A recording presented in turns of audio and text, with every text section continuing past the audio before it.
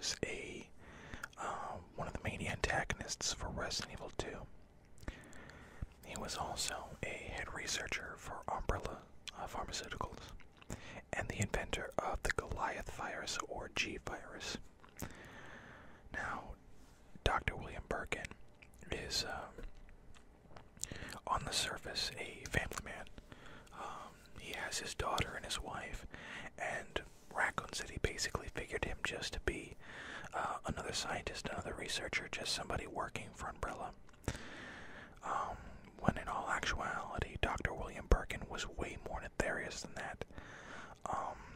He was part of a plot to assassinate James Marcus, and he stole his research, as well as eventually deciding to turn on Umbrella after the mansion incident, basically to protect his own behind. But anyway, we're gonna get onto all that soon enough, so just strap yourselves in. This should be a long one. Dr. William Birkin. Dr. Birkin was a virologist working for Umbrella Pharmaceuticals in the 70s all the way to the 90s. The head of the Goliath virus research project, he turned against Umbrella Corporation after failing to achieve a promotion to executive. The company's attempts to prevent an unauthorized deal with the military served as the catalyst for the events of Raccoon City's destruction. Now, time for a little bit of background on him. In his early years, Dr. Birkin was a child prodigy who earned his doctorate as a teenager in 1977. At the age of 15, he was employed by Umbrella Pharmaceuticals and offered to take the executive training program at the Umbrella Laboratory in the Arklay Mountains under the oversight of Dr. James Marcus. Birkin and Dr. Albert Wesker developed a friendly rivalry at school while being conditioned to Umbrella's ethical ideals.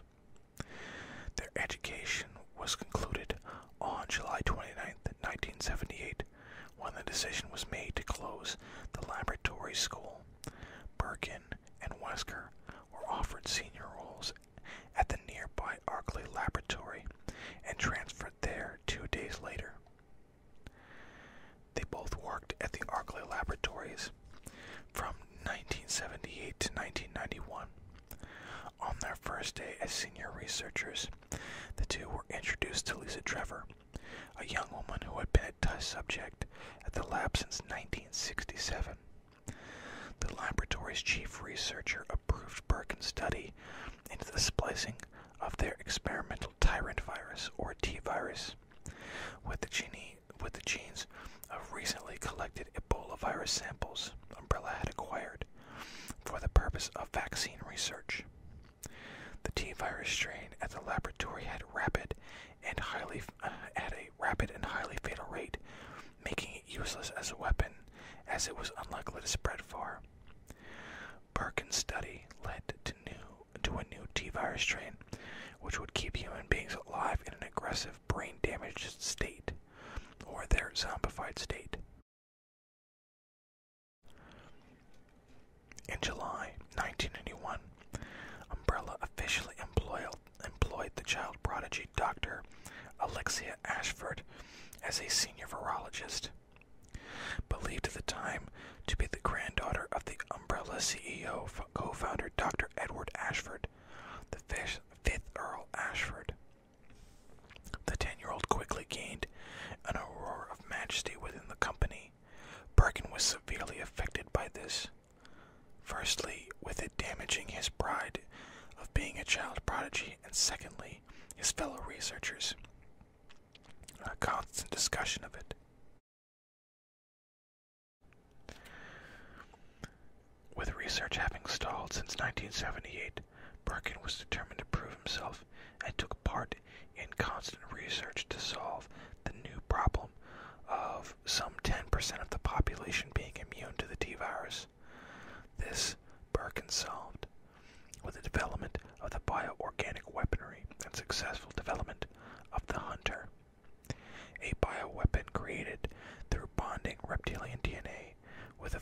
fertilized human egg, through the T virus. In 1983, Dr. Ashford's death was announced company-wide, though Birkin continued his own research, even with the imagined rivalry over. During his time at the Arklay Laboratory, Birkin began a relationship with another researcher named Anita. They married sometime in the mid-80s, and a daughter, Sherry Birkin, was born around 1986. By 1988, the Arklay Laboratory hit another dead end in their research, when its latest project, Tyrant, was met with some serious flaws. As advantageous mutagenic properties of the T virus were linked to brain chemistry, a strain that could cause brain damage was an obstacle. At some point during the research, that gave them the proto-tyrant, or the T002. Birkin created a T-virus strain which lowered the level of brain damage. However, this strain still required to have infected a certain rare genetic trait that only 1 in 10 million possess. During these years, he gained access to Dr. Marcus's T-virus research to bolster his own. When Dr. Spencer ordered his assassination, Birkin followed the USS Raid Party and began confiscating the research, gaining the moniker the creator of the T-virus, while the elderly Marcus lay dying from gunshot wounds on the floor. As another possible solution to the intelligence problem, Birkin arranged with Dr. Spencer himself to acquire one of Umbrella's European any-types parasitic creature able to take over brain function. However, the parasite was notorious for killing the hosts in their attempts to bond. After exhausting other options, Birkin resorted to using the parasite on the only viable host, Lisa Trevor, who had still years of experimentation.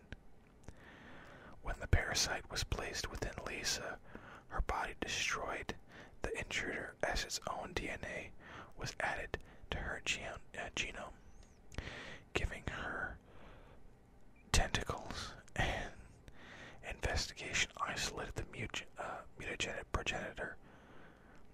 progenitor species within her body and identified it as the cause.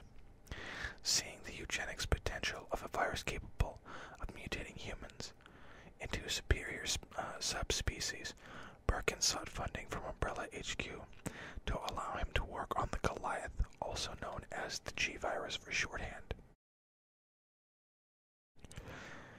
The Underground Laboratory and Research, 1991 to 1998. When Birkin's discovery got Dr. Spencer's attention, Umbrella constructed the Nest, adjacent to their chemical plant in the northeastern city of Raccoon City. Completed in 1991, there Birkin was a chief researcher and directly led the research into the Goliath virus with his wife, Anita, and a team of researchers with unrelated BOW projects also conducted by other teams in the facility.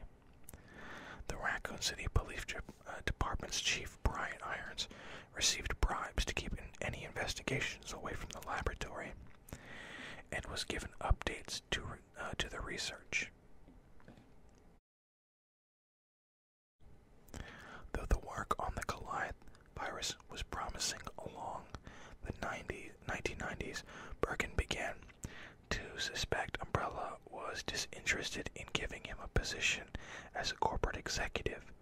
Between May and July of 1998, the T-virus broke out across the Arklay Mountains, leading to dozens of deaths and mutations of civilians, as well as the investigation of STARS team members from the Raccoon City Police Department, the loss of the Arklay Laboratory itself, and the recent reopening of the training school. It had trained transporting staff to it. Birkin had the training school destroyed. Though he and Wesker already drew the ire of Umbrella's executive Colonel Sergei Vladimir, who blamed the pair for losing control of the school in the first place. Wesker made the decision to leave Umbrella and sell secrets to a rival company. Though Birkin, adamant on completing the Goliath, officially stayed with the company, plotting to betray them from the inside, Birkin entered talks with the U.S. military to sell them the Goliath virus for their own bioorganic weapons in exchange for an asylum for him and his family.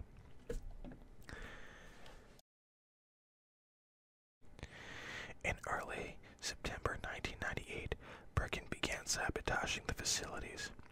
The newly constructed P12A facility designed to process contaminated waste was rendered useless when Birkin flooded the facility with a radically accelerated supply of failed test subjects.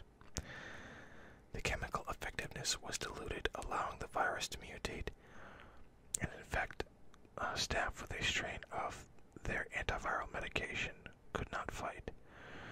The T-virus also made its way around the city, infecting staff of the water treatment plant near the Raccoon City police station, sending dozens to the hospital to be treated for the so-called cannibal disease. Umbrella took notice of Birkin's erratic behavior, and knowing only his lab had samples of the Goliath, grew even more concerned that he would prevent them from receiving the virus. With the Goliath complete, the U.S. military sent a team to meet with Birkin, having moles in the military. Umbrella's HQ suspicions were confirmed, and the USS squad was sent on a race to confiscate the virus first, with an advanced warning that USS operatives were disrupted when police officers spotted them entering the source and recovered C4 explosives. On the night of 22nd of September, Alpha Team Leader Hunk arrived at the facility with a subordinate to obtain the virus sample. In a standoff with Birkin, he was gunned down with automatic submachine gun fire after attempting to resist Alpha Team. After Alpha Team retrieved the beryllium case containing the T and the G virus samples and left the source for their extraction, the injured Birkin injected himself with the remaining G sample, but the virus did not properly stabilize onto his body. The scientist himself was unable to become a G human, and instead transformed into a large creature simply known as G. Intent on vengeance, G followed the USS into the sewers, and they were all either killed or seriously injured. To guarantee no more samples were at risk of theft, G ate the other samples. In the process, he also destroyed several T samples, allowing rats to consume them and spread the virus to the city's water supply. Over the next week, the city's population of 100,000 were either killed or infected, and the U.S. military blockaded the city to prevent classified information relating to their dealing from getting out. Driven entirely by base instincts, G searched for food, whether alive or dead, and vessels for reproduction. The sewers fell under the control of the rejected G embryos, which had made themselves a colony. Ultimately, G sought out Sherry, who as a blood relation was a viable carrier for his parasitic larvae. During his search of the Raccoon City orphanage for carriers, he parasited Chief Irons, who was holding Sherry hostage. Seriously injured T-00 at an elevator and he beat up the T-00 without a problem. Okay. T-00 at an elevator to the Umbrella Sewer facility as it tried to attack Sherry and another survivor, Claire Redfield, and later moved into the sewers as well. During his confrontation with the survivors in the sewers, it became clear that he had successfully parasited Sherry, either in the orphanage or in the to nest for treatment, he followed. While in the nest, G attacked Anita with an BOW weapon, and suffered serious injury. In his further mutation, he threw Anita at a wall, causing internal hemorrhaging, and as the facility began to self-destruct, he followed Claire as she headed down to the lower levels of the facility to activate the emergency train. His fourth defeat would leave him severely wounded, but G was able to continue on and boarded the escape train. Mutating into his fifth and final form, a blob of multiple limbs, eyes, and tentacles, he entered the rear train car, and after a short fight, the carriage was unbuckled, and he was engulfed in the explosion from the nest. Alright guys, that'll about wrap it up for tonight. I thank you all for watching. I thank you for listening. And please, don't forget to leave a like, a comment, and subscribe.